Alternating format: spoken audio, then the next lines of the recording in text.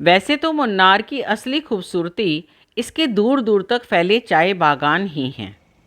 फिर भी हम घूमने हेतु इस चाय बागानों के गुलिस्तां मुन्नार को 4 भागों में बांट सकते हैं।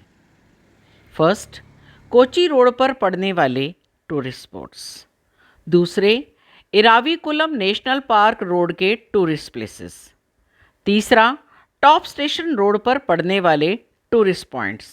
और चौथे, थेकड़ी रोड पर पड़ने वाले tourist spots. Welcome back viewers. Kerala travel series के 3rd एपिसोड मिस्टिक मुन्नार में एक बार फिर से आपका स्वागत है। यदि आप हमारी आइटनरी फॉलो करते हुए कोच्चि से मुन्नार आ रहे हैं और फिर मुन्नार से थेकड़ी जा रहे हैं तो हमारी राय है कि कोच्चि रोड के टूरिस्ट पॉइंट्स को आप मुन्नार आते समय ही कवर कर लें और थेकड़ी रोड पर पड़ने वाले दर्शनीय स्थलों को थेकड़ी जाने वाले दिन कवर करें। अब बाकी बचे पॉइंट्स को अच्छे से एंजॉय करने के लिए हमें कम से कम 2 दिन तो चाहिए ही, इसलिए हमें मुन्नार का कम से कम 3 नाइट्स का स्टे तो ज़रूर रखना है। कोच्चि रोड पर मुख्य रूप से नेरियामंगलम में पेरियार नदी पर बना आइकॉनिक नेरियामंगलम ब्रिज, चियापाड़ा वाटरफॉल तथा वलारा वाटरफॉल आपका मन मोह लेंगे। इन्हें एंजॉय करते हुए आप शाम तक मुन्नार पहुंचेंगे। थोड़ा जल्दी पहुंच जाएं तो मुन्नार की मार्केट में घूम सकते हैं, नहीं तो अपने होटल में आराम करें। और हमारा होटल था मिस्टी माउंटेन, जो कि मुन्नार से 8-10 किलोमीटर पहले ही पड़ जाता है। थोड़ा महंगा तो है पर अच्छा होटल है। हाँ, यदि आप ठीक शहर के अंदर डेरा जमाना चाहते हैं तो इजाक्स रेजिडेंसी तथा ईस्ट एंड होटल भी अच्छे होटल हैं और ठीक सिटी सेंटर में पड़ते हैं।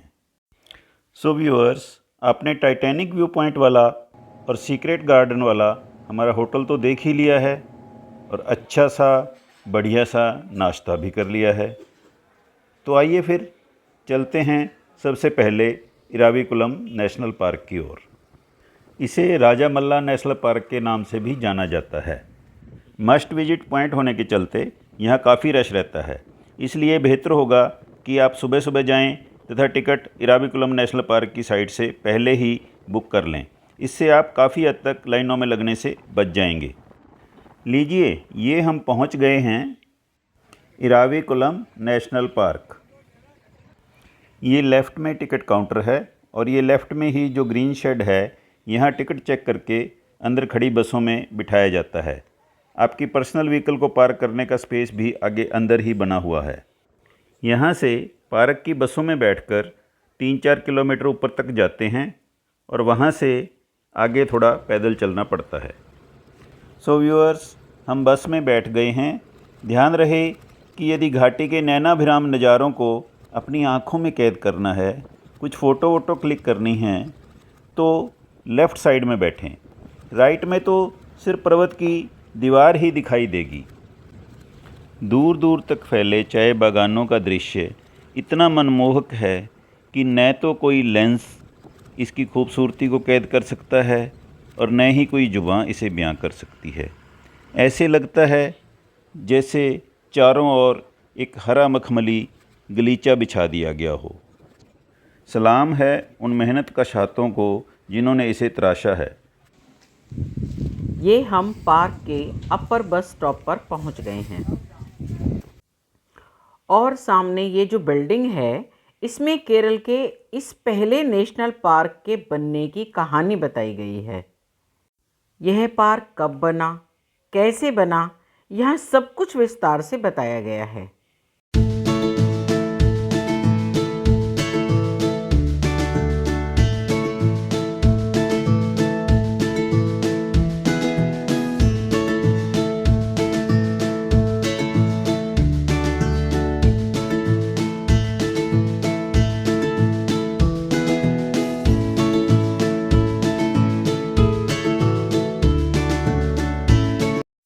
और ये है वो रास्ता जो आगे एंडेंजर्ड नीलगिरी ताहर की अबोर्ड तक जाता है और जिसके संरक्षण के लिए यह पार्क बनाया गया है।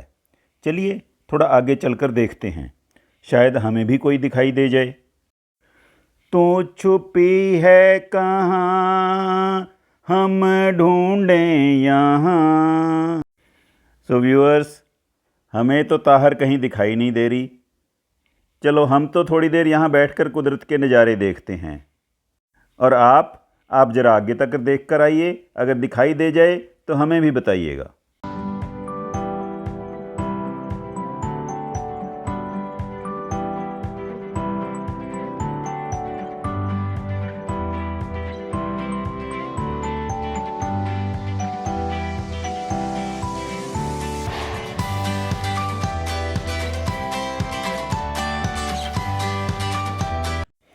पार्क के मुख्य द्वार से मात्र 10 मिनट की दूरी पर घने जंगल में छुपा 1500 फुट ऊंचाई से गिरने वाला न्यायमकड़ वाटरफॉल है। इसी रोड पर 15-16 किलोमीटर आगे लक्कोम वाटरफॉल भी एक शानदार तथा वेल मेंटेन्ड स्पॉट है। अब हम टाटा टी म्यूजियम देखने जा रहे हैं। इसके बाद हम चलेंगे टॉप स्टेशन की तरफ। ये है कानन देवन टी म्यूजियम या फिर टाटा टी म्यूजियम। यदि आपको इस बात में रुचि है कि गीली चाय से सूखी चाय कैसे बनाई जाती थी या कैसे बनाई जाती है, तो फिर यह जगह डेफिनेटली आपके लिए है। चाय के शौकीनों के लिए भी यहाँ काफ़ी कुछ है। यहाँ के सेल पॉइंट पर आपको चाय की बहुत बड़ी वैरायटी मिल जाएगी, पर हाँ, रेट थोड़े ज़्यादा ही थे। सो व्यूअर्स, लीजिए अब हम टॉप स्टेशन रोड पर मुड़ चुके हैं। इस रोड पर पहला पॉइंट है फ़ोटो पॉइंट। अगर अच्छा लगा हो तो 2-4 फ़ोटो आप भी क्लिक कर लें।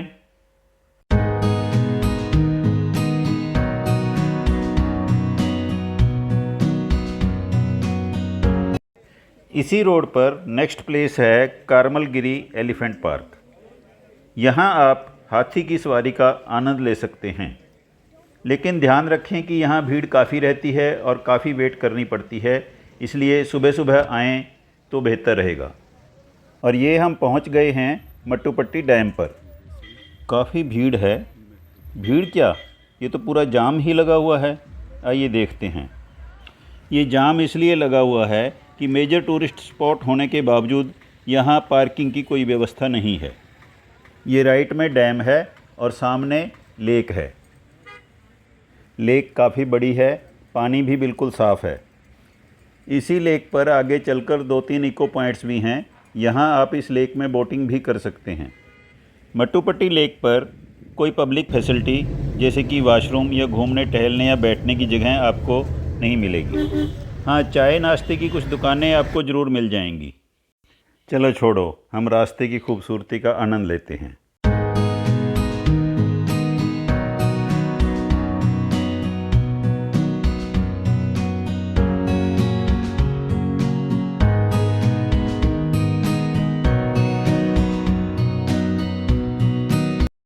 और ये हम आ गए हैं इको पॉइंट पर। यहाँ आप कुछ भी बोलेंगे उसकी गूंज आपको सुनाई देगी। यहाँ ये 2-3 पॉइंट हैं जहाँ पर आप इस नेचुरल फिनोमेना का आनंद ले सकते हैं।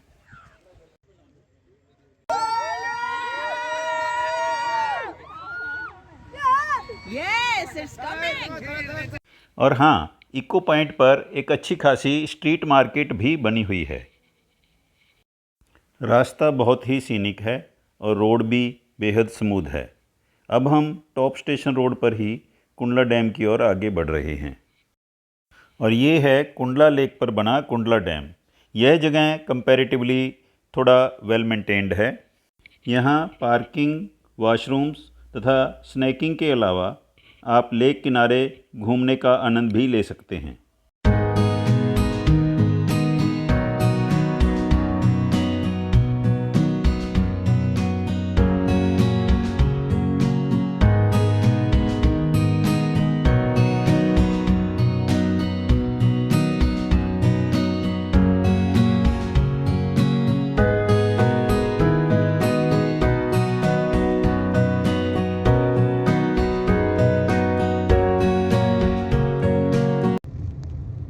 व्यूअर्स, जैसे जैसे हम टॉप स्टेशन के नज़दीक पहुंचते जा रहे हैं, फॉग बढ़ती ही जा रही है। हमें डर है कि कहीं एंटी क्लाइमैक्स ना हो जाए। आखिर आ ही गया टॉप स्टेशन। असल में टॉप स्टेशन कोई हिल स्टेशन नहीं, एक व्यू पॉइंट है। मुन्नार से 40 किलोमीटर दूर तमिलनाडु में। और अब हम उसी व्यू पॉइंट को जाने वाले पैदल पथ पर हैं। यदि आपका यहाँ ठहरने का मन हो तो ये होटल पेरियार रेजिडेंसी बिल्कुल आइडियल लोकेशन पर है। वाओ, मार्केट तो बहुत शानदार है जनाब, कवर्ड भी है। लेफ्ट में घाटी का मनोरम दृश्य और राइट में तरह तरह की आइटम से सजी दुकानें। शानदार, वेरी नाइस। लगभग 1 किलोमीटर लंबी ये मार्केट अपने आप में अनूठी है। दुकानदारों ने टूरिस्ट के बैठने हेतु यथासंभव इंतज़ाम किया हुआ है। और ये पहुंच गए हम व्यू पॉइंट पर। वो लेफ्ट में टिकट काउंटर है और वो सामने है व्यू टावर। अरे, ये तो कुछ भी दिखाई नहीं दे रहा। 40 किलोमीटर दूर आए भी, 1-1.5 किलोमीटर पैदल भी चले, घुटनों के दर्द को भी सहा, पर यहाँ तो सोनियो, कोई बात नहीं, दिल छोटा नहीं करते। आओ, कोई चश्मा वश्मा खरीदते हैं, चाय वाय पीते हैं और कुछ स्टाइलिश फ़ोटो वोटो खींचते हैं। असल में हमें अभी पता चला कि टॉप स्टेशन पर दिसंबर जनवरी में तो फॉग लगभग छाई ही रहती है। उसके बावजूद यहाँ फ़ोटो ज़रूर खींच सकते हैं, फॉग को बैकग्राउंड में रखकर। सो गाइस, हमारी केरल सीरीज़ के इस मुन्नार एपिसोड को हम यहीं समाप्त करेंगे। इस एपिसोड में हमने मुन्नार के लगभग सभी मुख्य आकर्षणों को कवर करने की कोशिश की है। फिर भी हो सकता है काफ़ी कुछ छूट गया हो। यदि आपको हमारा यह प्रयास अच्छा लगा हो तो please like, share and subscribe it. Munnar travel के बारे में कोई क्वेरीज हों तो कमेंट बॉक्स का प्रयोग करें, हमें जवाब देकर खुशी होगी। तो फिर मिलते हैं जल्द ही अगले एपिसोड में थेकड़ी की मस्त बहारों के साथ और कथकली के नज़ारों के साथ। तब तक के लिए bye bye, have a nice day and take good care of your family.